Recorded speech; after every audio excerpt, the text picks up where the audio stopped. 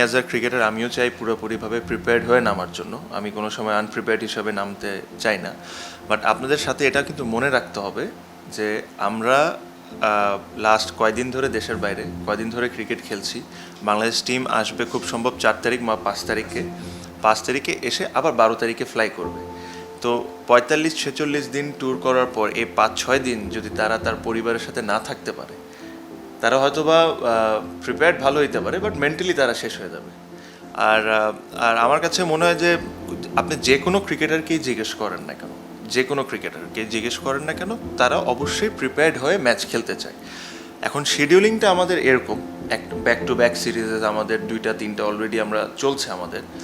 এখানে অনেক সময় সময়টা থাকে না যে যে আমি ঠিক আছে আমার কাছে আমি 2টা 4 ডে ম্যাচ খেললাম, তারপর আমি ট্যুরে গেলাম, এরকম সময়টা থাকে না। এটা ইন্টারন্যাশনাল ক্রিকেটই এরকম।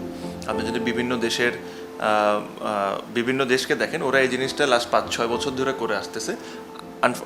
আমাদের জন্য এই জিনিসটা এইমাত্র শুরু হয়েছে, লাস্ট 1-2 বছর ধরে আমরা অনেক পরিমাণ ক্রিকেট খেলছি দেখে আমাদের এই শিডিউলিংটা খুব টাইট।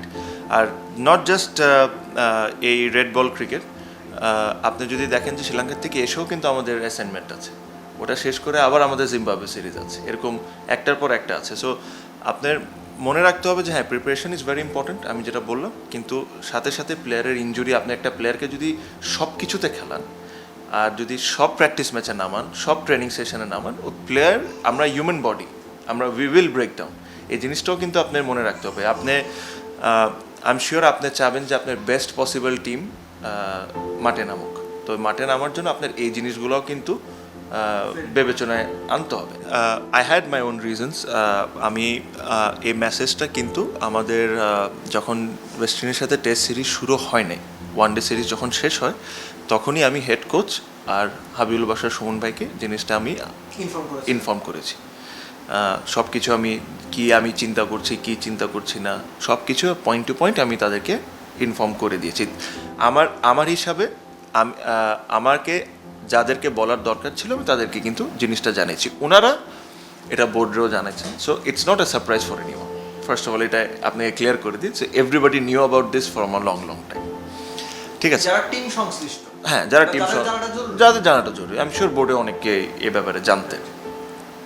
তো আমি যেহেতু একটা কথা বলেছি আমার প্রেস কনফারেন্সে, আমার পার্সোনাল ইস্যুসের কারণে I have taken a break from this tour. World ক্রিকেটে যদি আপনি দেখেন, বিভিন্ন জায়গায় বিভিন্ন দেশের সব প্লেয়ারকে কোনো না কোনো ফরম্যাট থেকে কিছুদিনের জন্য ব্রেক দেয়। কী কারণে ব্রেক দেয়? ব্রেকটা এই কারণেই দেয় যেরকম ওরা ফিট থাকুক, যখনই ওরা নেক্সট টাইম অ্যাভেলেবেল হবে খেলার জন্য। যদি আমরা রোবট হইতাম, আমাদের যদি শরীরটা যদি পার্টস হিসাবে পাওয়া যেত, যে হ্যামস্ট্রিং খুলে চেঞ্জ করে আনে লাগিয়ে নিলাম, হাত খুলে চেঞ্জ করে আনে লাগিয়ে নিলাম, তাহলে কোনো সমস্যা ছিল না, আমি দোকান থেকে কিনে আবার নতুন করে একটা লাগিয়ে নিয়ে খেলতাম। বাট আনফর্চুনেটলি আমরা হিউম্যান, তো আমাদের একটা বডি আছে, ওটারও একটু মেনটেন করতে হবে। জাস্ট একটা সিরিজ হারলে বা 5-6-7টা ম্যাচ খারাপ গেলে এটাকে পয়েন্ট আউট করা, ওটাকে পয়েন্ট আউট করা, এটার ফেভারে আমি কোনো সময় থাকি না। I have played 15 years of cricket. I am more than experienced. I have seen a lot of things. So I understand my body. I understand how much I need to get prepared.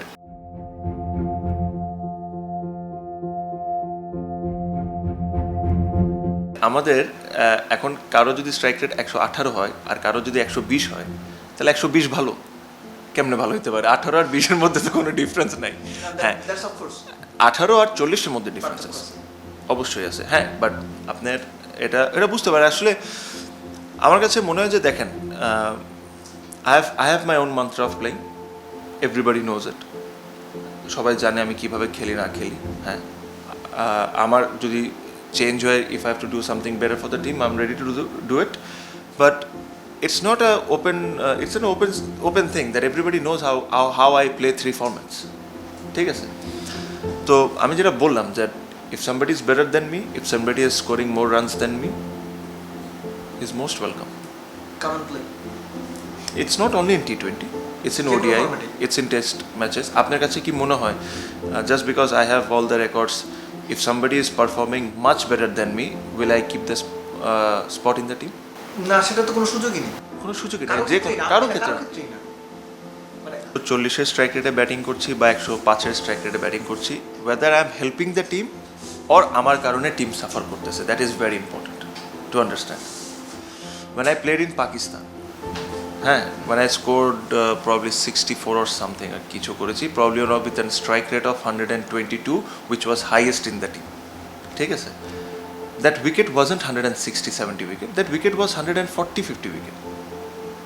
So 122 was a very good strike rate. এখন if you want to pick players, if you want to go after me, whatever I do, you will find a way to go after me.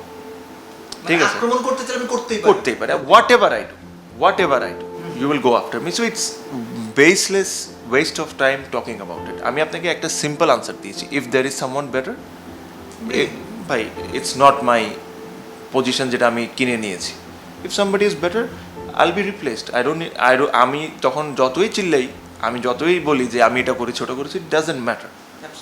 if there is someone better, I'll be replaced. T20-তে যখন আমি international cricket খেলা শুরু করি, প্রথম 25 ম্যাচে 25 international T20 matches, I averaged 9. My strike rate was 92. I averaged 25 now. My strike rate is 117. So from 92 and averaging 9, I have brought this to 25 and 170. I am not very proud of 170. ঠিক আছে, আপনার ক্যালিবারের batsman হিসেবে I'm not very proud of 170. আমি বলছি না যে I'm very proud of 170. ঠিক আছে, but I always try to bat situation. Sometimes যদি এরকম সিচুয়েশন আসে, if I needed to bat at 140, I will try and bat 140. Whether I am successful or not, that's a different thing. If there is a situation, if I have to bat 110, 105, I'll try and bat that way. ঠিক আছে, I don't want to sing my own song. আমি নিজের ব্যাপারে আমি এটা করছি, আমি ডোমেস্টিকে তা করছি এই করছি। I don't sing my song. I have never done this entire my life. If anybody has an issue, if anybody is better than me, you always have an option. It's not my team, ঠিক না? If anybody is doing better than me, there's always an option.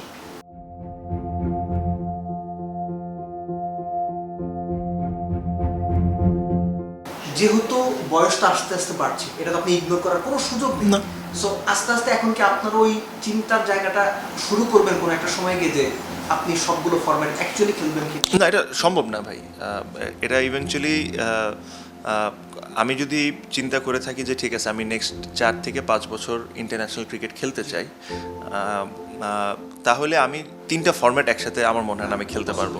এটা সম্ভব না। তো আমার বেছে নিতে হবে যে প্রবলি কোন 2টা ফরম্যাট আমার জন্য ইম্পর্টেন্ট বেশি।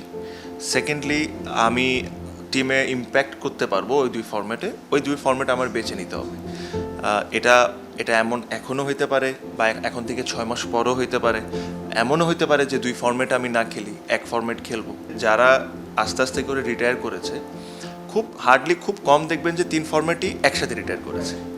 একটা ফরম্যাট ছেড়েছে, তারপরে ওরা ফোকাস করেছে যে ঠিক আছে, যদি আমার টেস্ট ক্রিকেটে আমার পাওয়ার অনেক কিছু আছে, টিমকে দেওয়ার অনেক কিছু আছে, তো test cricket probably will be the last thing that I want to leave. যদি আমি মনে করি যে আমি ওয়ান ডে ক্রিকেটে I add more value to the team, তাহলে one day cricket will be the last to leave. If I think that T20 আমি বা অন্য কেউ adds more value to the team, তাহলে T20 সবার শেষ করবে। কারণ এখানে এই জিনিসটাকে খারাপ করে দেখার কিছু নেই। প্রবলেম কি হয়, আমরা অনেকে এই জিনিসগুলোর জন্য রেডি না, মেন্টালি রেডি না। তো যখনই কেউ যদি এটা বলে যে ঠিক আছে, আমি এটা এই ফরম্যাটটা আমি এখন খেলবো না, বা এই ফরম্যাটটা আমি খেলবো না, এটা আমরা খুব নেগেটিভলি চিন্তা করি মাঝে মাঝে। হ্যাঁ, তো এটা এভাবে করে না দেখে আপনি যদি একটু লজিক্যালি চিন্তা করেন, কিন্তু এন্ড অফ দ্য ডে আমাদের বডিটা হলো is meant to break if you push it too much. তো এটাই আর কি, মানে আমি আমার তরফ থেকে, প্লাস আমার টিমের যারা মেম্বার, আমি যতটুকু যাদেরকে পার্সোনালিভাবে চিনি, আমার কাছে মনে হয় যে এভরিবডি ইজ ভেরি কমিটেড। যতদিন তারা খেলবে, they are very committed. Results sometimes not in our hands, but they are committed and they want to do something good for the country.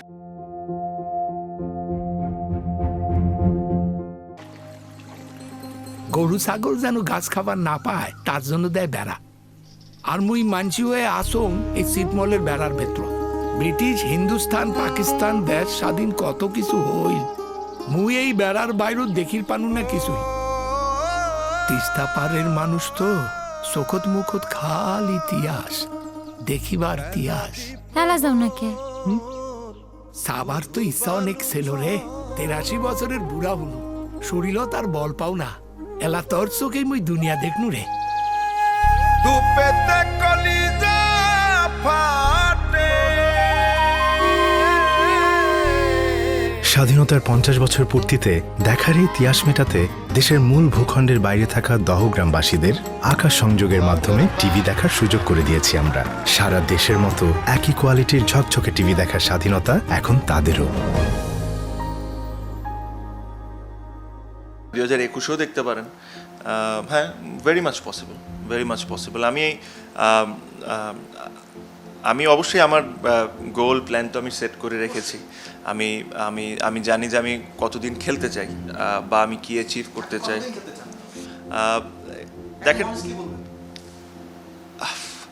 এটা একটু বলাটা একটু difficult, but there something in my mind.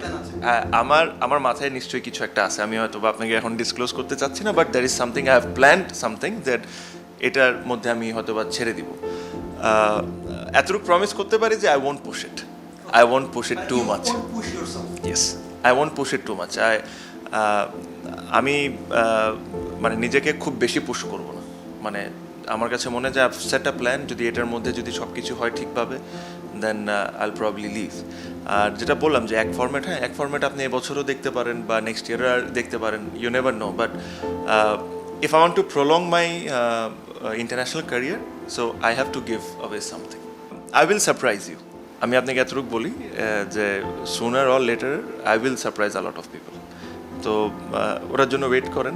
এরকম যদি কোনো সুযোগ আসে আর আমি যদি মনে করি যে ঠিক আছে এই মুহূর্তে I think it's best for the team, best for myself, for my career, I will definitely take that decision. আর I am not someone that I'm not shy to take hard decisions. Throughout my career, আমি যদি কোনো কঠিন decision যদি আমার নিতে হয়, I'm not shy to take it. আমি ওরকম, আপনারা জানতে পারবেন আশা করি।